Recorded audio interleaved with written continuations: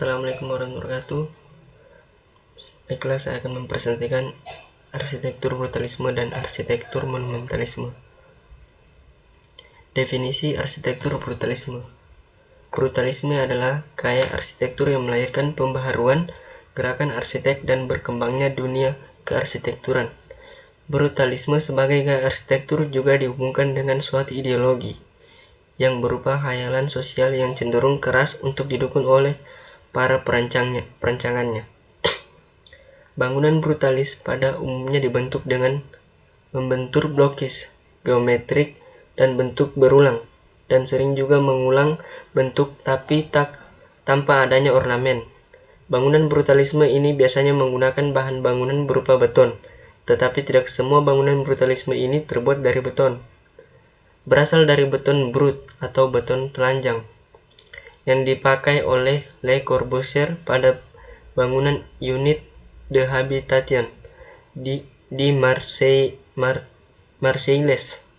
Bangunan yang dibuat dengan gaya seperti ini yaitu menggunakan bahan bangunan yang kasar seperti beton expose, batu bata kasar, dan bahan yang lain yang sejenis termasuk di dalam aliran ini.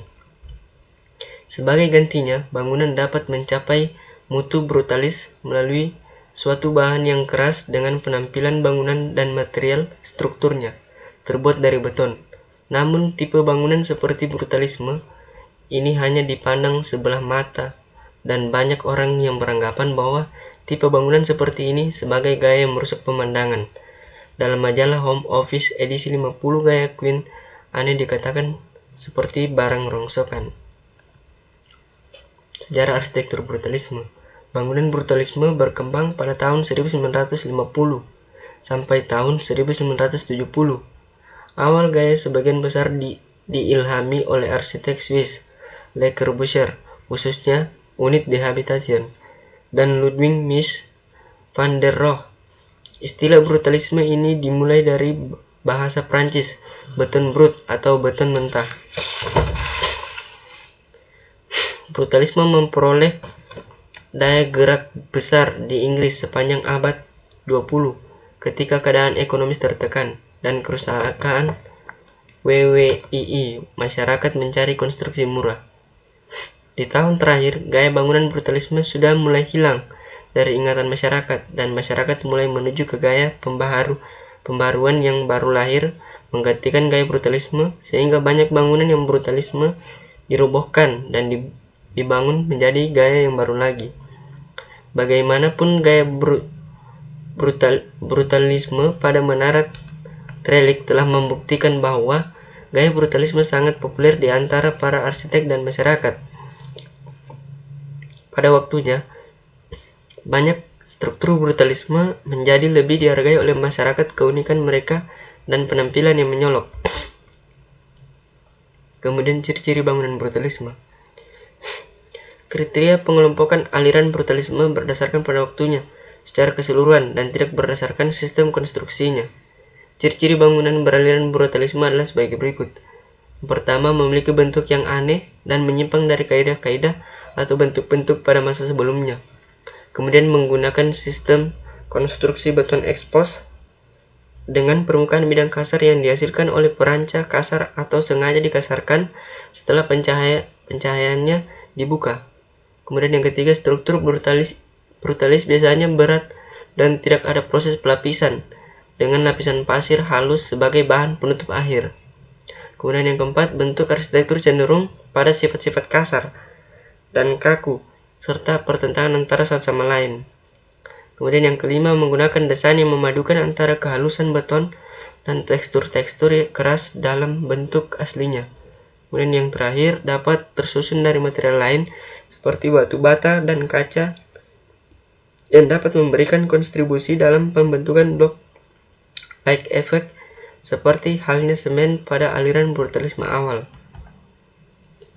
Kemudian salah satu contoh arsitektur brutalisme, Le Corbusier dan karyanya Kapel Notre Dame Ronchamp di Prancis dan Unit adalah kapel Katolik Roma di Ronchamp, Prancis, dibangun pada tahun 1955. Bangunan ini adalah salah satu contoh arsitektur terbaik karya arsitek Prancis Swiss Le Corbusier. Kapel adalah bangunan keagamaan yang berfungsi dan berada di bawah perwalian yayasan swasta Association de Equivre de Notre-Dame du Haut. Kapel ini dikunjungi oleh 80.000 pengunjung setiap tahunnya. Notre-Dame du Haut umumnya dianggap sebagai desain yang lebih ekstrim dari gaya arsitektur Le Corbusier. Ditugaskan oleh Asosiasi de Equivre Notre-Dame du Haut, kapel ini memiliki desain yang sederhana dengan 2 pintu masuk, sebuah altar utama dan 3 kapel di bawah menara. Meskipun bangunannya kecil, namun kuat dan kompleks. Kapel ini merupakan kapel terbaru di lokasi tersebut. Kapel sebelumnya benar-benar hancur selama Perang Dunia II. Bangunan sebelumnya adalah kapel Kristen abad keempat. Pada saat gedung baru sedang dibangun, Corbusier tidak tertarik pada arsitektur zaman mesin. Dia merasa gayanya lebih primitif dan lebih banyak menggunakan pahatan patung.